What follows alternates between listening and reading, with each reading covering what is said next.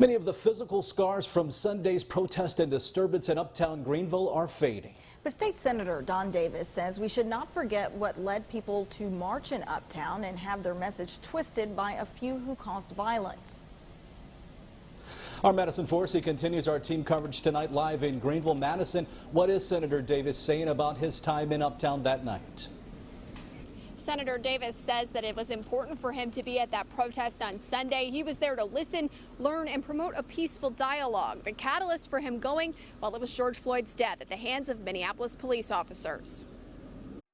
This video is difficult to watch. I can breathe. For State Senator Don Davis, those images led to a difficult conversation with his sons. I asked a question, so let's say you were on a bicycle and the police stopped you and you were there by yourself, what would you do?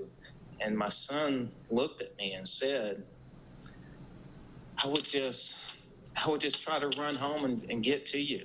That talk and the pain many are feeling brought Davis to Uptown Greenville on Sunday night. I saw out there white, black, brown, younger, older. It's there's so many emotions out of us.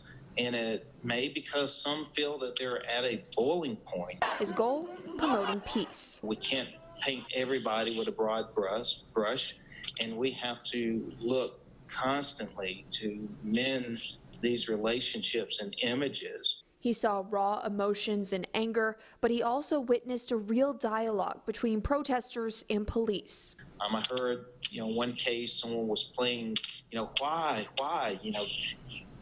how did you feel? How does this make you feel? And the officers just responding with so much compassion and concern. He says conversations and sincere actions are the only way to move forward.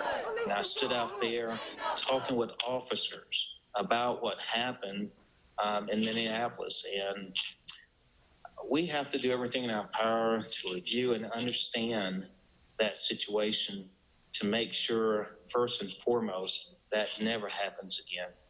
That should never happen again, and definitely not in our community. Davis says having a more diverse police force with officers that actually represent who they're protecting is part of the solution, but he wants everyone to be a part of the conversation about how we can make Eastern North Carolina better for everyone. For now in Greenville, Madison Forsey, 9 on your side.